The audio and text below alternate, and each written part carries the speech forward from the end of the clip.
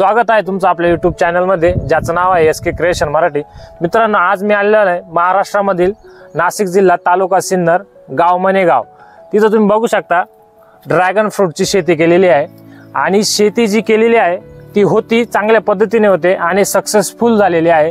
आता आपल्या बरोबर जे शेतकरी आहे त्यांना 4 वर्ष झालेले आहे ड्रॅगन फ्रूटची शेती करून। त्यांनी जी ड्रॅगन फ्रूट लावल्यानंतर आजपर्यंत किती पैसे कमावले आणि कशा पद्धतीने कमावले आपण आज जाणून घेणार आहे।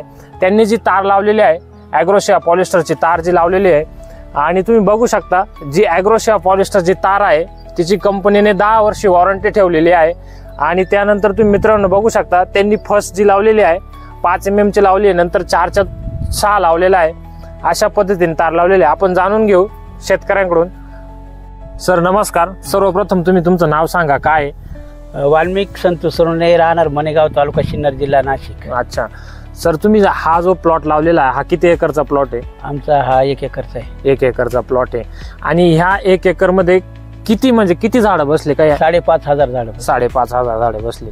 बरं, आता पहिल्या वर्षी तुम्हाला किती प्रोडक्शन भेटलं याच्यातून? काही पहिल्या वर्षी आमचा माल थोडा निघाला, 1400-1500 किलो निघाला। अच्छा, आम्हाला 1,00,000-2 लाख रुपये झाले। 1,00,000-2 आणि दुसऱ्या वर्षी किती प्रोडक्शन निघालं? दुसऱ्या वर्षी आम्हाला जवळजवळ आहे ना 8-9 टन निघाला। 8-9 टन निघाला। आणि आता हे तुमचं जे 3रं वर्ष चालू आहे, आता हे 3ऱ्या वर्षी तुम्हाला किती प्रोडक्शन निघालं? 15 टन।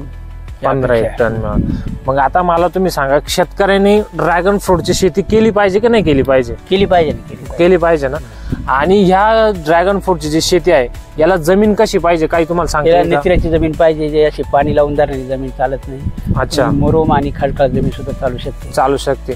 मला अजून एक प्रश्न असा विचारायचा आहे तुम्हाला। उन्हाळ्यात ज्या वेळेस आता बऱ्याच शेतकऱ्यांकडे पाण्याची कमतरता असते, तर उन्हाळ्यात याला पाण्याची काही असं आहे का याचं वाला? दररोज पाणी दिलंच पाहिजे असं काही? पाण्याला गरज नाही राहत उन्हाळ्यात, त्याला पाणी भरायचं नाही। महिन्यातून 15-20 मिनिटं फक्त ठिबक चालू करणे, बाकी बस महिन्यातून 15-20 मिनिटात त्याचं काम होऊन जातं। बरं, आणि मला अजून एक असं विचारायचंय, आता ही जी तुम्ही ॲग्रोशियाची जी तार जी लावलेली आहे, आता हिला तुमच्या प्लॉट वरती झाले 4 वर्ष झाले बरोबर? आता तुमचं असं म्हणणं आहे का ती तार अजून तुटलेली नाहीये, पण ज्या वेळेस समजा यादा कदाचित तुटली, तुम्ही जर त्यांना फोन केला तर ते येतात का? ते येतात आणि ते हे करून देतात, सोय करून देतात।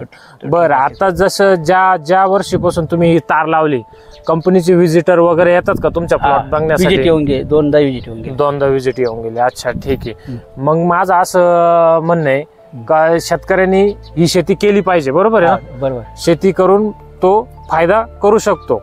अजून एक असा प्रश्न आहे, आता GI ची जी तार आहे तिच्यावरती लोड आल्यावरती तुटते, गंजते किंवा तिला मुगळा पडतो, ती तुटते बरोबर? आता ही जी तुम्ही ॲग्रोशियाची जी तार जी वापरलेली आहे हिचा असा तुम्हाला प्रॉब्लेम आलाय का? असा प्रॉब्लेम नाही आला, म्हणजे तुटली नाही, काहीच नाही। अच्छा, बरं, अजून एक असा प्रश्न आहे, आता बऱ्याचशा जे शेतकरी आहेत त्यांच्या मनात असा एक प्रश्न आहे की ही जी तार आहे ही पॉलिस्टरची तार आहे, हिच्यावरती लोड आल्यानंतर ही ताणते किंवा आहे त्या जी खाली गेल्यानंतर ती GI सारखी तशीच राहते। आता हिच्यावरती लोड आल्यानंतर ही खालीच राहिली का लोड गेल्यानंतर ही परत वर गेली? नाही, लोड आल्यानंतर खाली जाते, लोड कमी झाल्यावर वर जाते। खाली जाते, ओके।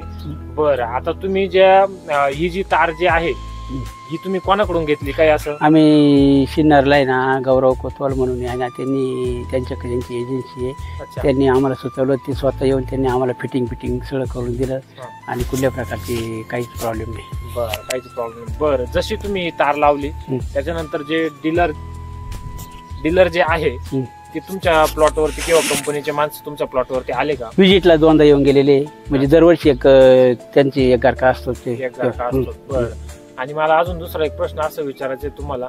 आता चला ही तुम्ही ड्रॅगन फ्रूटला जी वापरली आहे, पण शेतकऱ्यांनी अजून कोणत्या पिकासाठी वापरली पाहिजे? ते नंतर टमाटेला, तुमच्या भोपळ्याचा बाग, कारल्याचा बाग आणि द्राक्षाच्या बागांना त्यांनी सगळ्या शेतकऱ्यांनी ती वायर वापरायला पाहिजे, जेणेकरून ती लॉंग लाईफ तिचं काम। आणि तुम्हाला असं वाटतं का ही तार जास्त महाग आहे किंवा GI तुलनेत तिची जास्त काय म्हणते फुटात वगैरे जास्त येते? नाही, GI तुलनेमध्ये स्वस्त पडते आणि त्याची लांबी सुद्धा वाढते, म्हणजे जास्त भेटते।